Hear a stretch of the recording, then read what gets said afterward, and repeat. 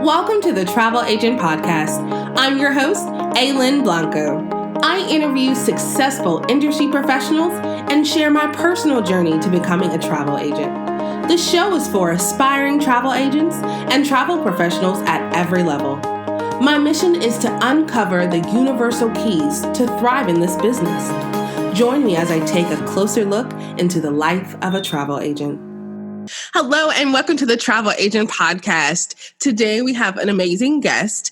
She is going to tell us a little bit about herself, and we're going to get into the interview. Hi, my name is Shawn Van Der Putten. I'm with Exquisite Travel Group. I'm really excited to be here. So give me a little bit of your background. So how did you get started as a travel advisor? Well, if you really want to go back, long time ago, I majored in French at university, spent a year abroad. And when I came back, all I wanted to do was go back. So at that time, which was the mid 80s, job market was kind of crappy. So I ended up finding through a girlfriend that American Airlines was hiring, looking for language speakers. So I ended up flying for 17 years for American overseas only. I pretty much only did international flights. So I had a ton of exposure to lots of places in Europe and the Caribbean. And then through time and eventual things, I ended up staying home for about 10 years with my kids to kind of raise them. And once they got to that age where they were, pretty much independent, I was like, now what? And I kind of stumbled into this through a girlfriend from high school who knew of somebody expanding her agency. And she goes, you'd be a perfect fit. So I went and spoke with her. And boom, I just fell into it really, and it's been really fun. I mean, I've never regretted that one. That was like a no-brainer, easy move. Awesome. So when you first started out, since you're already in the travel industry, what do you kind of wish you would have known when you started to become a travel advisor? Well, it would have been nice to know that you make no money your first year. That would have been real handy. I mean, that was, they because you hear all the promises and, great money, and you really have to work at it. And when you're brand new, it's like there's a lot of trial and error. There's not really a system, although there is. And the other thing I wish I'd have known is that if I had been able to do my CTA straight away, my Certified Travel Advisor courses straight off, that would have been a bonus. Even though you're putting a little bit of money out, it would have been nice to have that, because I think it would have given me a lot of the education, which you had to do by trial and error on your own. It would have been kind of spelled out had I done the course. So those are the two things I wish I had known. And similar story. And I just started last year. So all of that resonates. So what is something, since you did have to learn in the beginning by trial and error, what is something that you feel like you kind of failed at in the beginning, but you're kind of a rock star now? Oh, I would say some of it is client care, how much you really do need to educate and handhold with your clients. And I think, really that whole follow up. That's a big one where, if you're not used to this kind of this side of the industry, I mean, when I was a flight attendant, you'd shuffle them on, you'd feed them, you'd shuffle them off, you just, bye-bye. But this one is a constant, and you have to keep touching your clients to keep them interested in coming back to you again, even. So, just because the trip is finished, you're not done with that client. You have to keep following through and follow up and touching base with them on a regular basis. Great advice. It's funny that you said that, because that's literally where I'm in right now. Like, most of my clients have gone on their trips this year. And right? I'm like, now what? Yeah, but you have to keep, I have clients that have become friends, and I'll get random texts. I just had my one client, he just texted me the other day, and he's off on his second trip, his second vacation for this summer. I'm like, dude, but he just randomly texted me because for next year, he wants to do part of the Tour de France. So his random text comes through at, odd hour, and just goes, oh yeah, and I want to be in Paris for the final stage. I'm like, all right, we can do that. I mean, it's just like, he'll just randomly expect me to be on top of it, which I'll make a note in his file so that when we're ready to start with this next planning, because we can't do anything until October when the next year's dates come out. Right.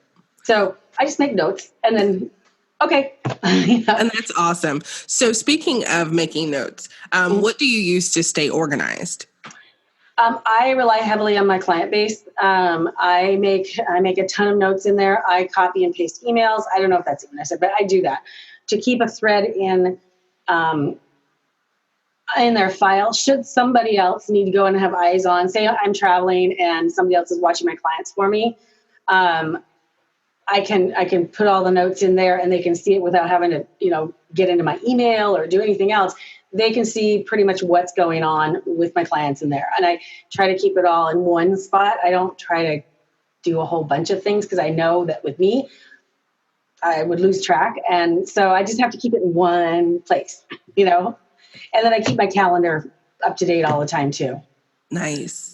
That is brilliant. So for everyone listening, she uses Clientbase to stay organized. That's one of the things that I'm kind of working on now is I'm during these interviews, everybody kind of uses a different system. And a lot of people don't even know that there's several systems that you actually use. And so this way, depending on how you stay organized, there's just several options. And before we had our conversation, I had never even heard of that one. So really, yeah. See, and when I started, we were using my old agency. We were using Salesforce, and a lot of people use Salesforce successfully, and there's a lot to it that work. And people will use Evernote, or some people use files. I mean, there's still people out there that want paper. So, and that's something. But whatever it is that you do, just be consistent at it. I mean, the nice thing about Clientbase is it actually hooks into TravelX. You can go in with Clientbase, and Clientbase will hook up to TravelX, and it'll upload your whole trip. You don't have to do all this entry stuff. Nice. You go in and put the client confirmation number in. It'll auto-populate for you. So, I'm all about whatever makes my life a little easier and one less step to make, kind of thing. So, yeah. I'm kind of embarrassed, but I was seriously using Excel when I first started. No, you know what, though? I don't think that's all that uncommon, because I actually, for my own intents and purposes, I kind of keep an Excel on the side to kind of track my stuff too. Because, it is, I mean, I say that I only use one system, but I do you want to have something to back yourself up, to kind of check and balance yourself, to make sure you're keeping all your ducks in that row. Nice. So what is the most important thing that you have gained from working in this industry? Yeah, gosh, that's hard. It kind of goes between much larger breadth of knowledge about the planet that we live on, but also a much more in-depth knowledge of customer service. It's like something that we're in a customer service industry, and the more you learn about it and the more you take that to heart and kind of deal with it, it's, instead of fighting it. And that's both sides. The customer service means being able to, as an agent, go, we're not the right fit. Let me recommend you to another agent. Right. So that, because it happens. You can't make everybody happy, and not everybody's your ideal client. And actually recognizing that is very important in the whole process of being in customer service. Is like, okay, you know what? We're not jiving here. Let's give you to somebody who might be able to help you better. And that's the beautiful thing I think about all of us as agents is the ones that I know, especially out here in Seattle, we all kind of work together, all us little guys, and we'll work together to try to support each other and lift each other up, rather than, it's not a big competition, because there's a lot of people out there traveling, and there's something for everybody. That is so true. And that keeps coming up. That is a resonating theme, and I love it. I love it so much. So What are you most excited about, like, in the next couple months? Oh, what did I put down? Okay. My son just introduced me to this new app, and I'm really into it now. I am learning Spanish, and it's called Duolingo. Nice. And I'm learning Spanish. Awesome. It's like a little game, and you could just sit there and just do these little things. And I think it's really fun because when we travel, there are so many places that we travel. I mean, I could do French, and that's fine. And I can do some what I call survival Dutch. My husband's Dutch. But I think it's really important for us to keep educating ourselves all the time. And so with me, I love languages. So I've done a little bit of Italian. I've done a little bit of German. And it's like now I'm kind of working on the Spanish, and I'm hoping to get, at least so I can have basic conversation, but I'll keep doing that. I'm always looking for the next educational opportunity. I'm always excited about education, and I'm excited about, I'm going to put groups together. That's new for me. I've always done basically FIT. So I decided that groups are something I'm interested in. I want to do an affinity group with like my old classmates and do a cruise. Nice. So something to make a lot of people happy at one time and then have a great adventure together, and being here in Seattle, I'm going to look at an Alaska cruise for next year or 2021, one of those.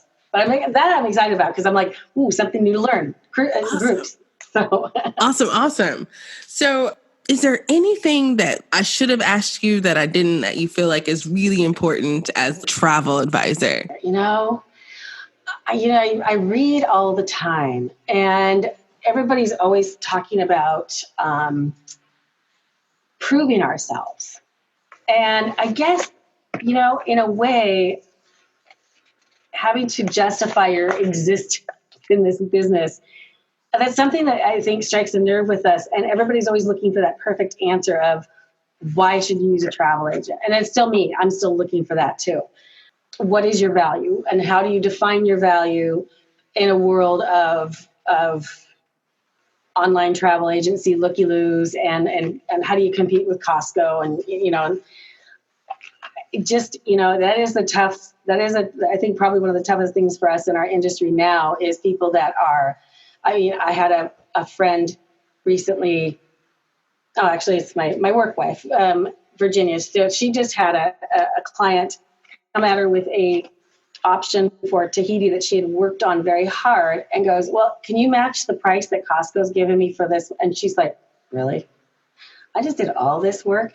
That's like, I think that's that one, and that and fees. That's a big hot topic in our industry right now, and whether or not to charge fees. And when you get those people where you've just spent all that time, you're thinking, yes, I should charge a fee. So I don't know the answer to either of those, but it is something I think that it should be an ongoing discussion with all of us. And, it would be nice to hear other people's opinion on it as well. That is great that you said that, because that's actually like what my big focus has been the last couple of weeks, is just kind of articulating the value of a travel agent, because I have been doing interviews and just random people from different industries and literally having like a 10 to 15 minute conversation and asking them, have you used one? Why you haven't used one? Why do you feel like, you would or wouldn't use one in the future after this conversation? And almost every single one of them said that, I just don't understand why I would need one unless I was doing something that I was unfamiliar with. So unless they were going on like a safari, like an African safari or something major, like life-changing, like they've made a decision, it's the only time they felt like they would reach out. And I was like, well, why not for your regular month, yearly vacation? And they were like, well, I can do it myself. And I was like, has that worked out for you? Right. And not only that, but, you think about it. Okay. Anybody can book a vacation to Mexico. I can tell you the very first time we did it, it was before I was really traveling. The hotel that we picked for the all-inclusive. Yeah. Wouldn't go there again. And, with the education that we take and very seriously, and the hotel inspections, granted, that's always a blur, but when you actually stay on a proper, different properties, you see how different things are. And so the first time as an agent that I went down and stayed at some of these other properties, I'm like, whoa, wow, that's a big difference. And it wasn't a huge difference in price. It's a huge difference in experience. That's what we can bring to the table, is we have those experiences. We've done the education on it. You're going to spend how many hours on the internet scouring for a good price instead of a good experience? Right. And you only have 1 week for vacation? Wow. Okay. And I think that's what we, as travel agents, travel advisors, really should focus in on, is that across the board, our value is not known. And so, that's just, I think that the further I get into this and the more interviews that I have, we're all saying the same thing, and it's common. So let's figure out how to tell everyone, like, you need it. Yeah, it's like the extensive. I mean, I have extensive travel experience in Italy. Pretty much all of Western Europe, years of travel in those areas, and kills me when people will say go to London, and they because they want to save money, they book themselves clear out in like, I don't know, Shepherd's Bush or something, which is not even a nice area, but that's why it's so cheap. But they don't know that because they don't have that experience. It's like you spend a little more to stay downtown because you're going to spend all your time on the tube or walking or with a cab or whatever. So now you're going to spend more money, more time. So really, what's the value that you got out of it? You know, or not knowing the areas that they should stay out of, or the areas they should stay in. Yeah, you might spend a little bit more here. However, the value that you will have out of that trip will be irreplaceable, because, you know, you'll be where you need to be, where you want to be, and where everything is going to be happening, and not out in some far corner of the parking lot. I don't know. I look forward to us figuring that out and being able to express that on a much wider scale, because I wouldn't, even as a travel agent, I wouldn't book my own trip to Europe. I would find someone who can make sure that I have a good experience. Okay, so you talk to your friends who've been there and done that and say, hey, what should I do? What shouldn't I do? And your friends will help you out. You know, that's what we kind of do. You know, so you talk to an advisor who's got Europe experience. You know, if I'm doing something unfamiliar, like if I do India, I ask for help because I don't know India very well. Even though I've done, you know, showcases and webinars and things, it's still not somewhere I've been. But I would still definitely ask for help in doing that versus just trying to do it on my own. Where can the audience find you?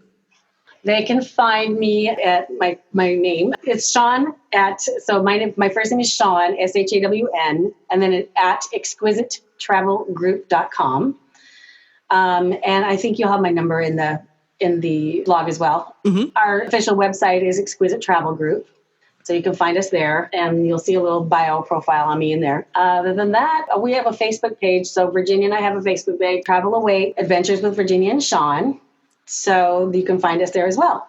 Nice. And again, all of that information will be on the blog post so that you can find her. Well, this has been such an amazing interview. I am looking forward to all the things that you're doing and learning how your Spanish is going. Oh gosh. Yeah. You know, it's so funny though, because it's like a game. So you just sit there and you're like, do. And I really am surprised how much I already kind of could figure out and know, but I'm looking forward to the more challenging chapters as we go on. But yeah, same with Italian. I'm going to do the same with Italian and just keep going because, you know, having traveled over there, it's very frustrating when I can't speak the language. Mm-hmm. So it drives me crazy. So that's what makes me motivated to learn. Awesome. Well, you have a wonderful rest of your day. And thank you so much for doing the interview. Thank you, Lynn. Thank you for joining the Travel Agent Podcast. Don't forget to subscribe, rate, and review.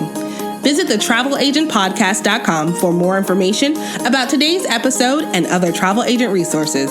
Be sure to tune in every Thursday for new episodes. Until next time, continue to build a travel business you love.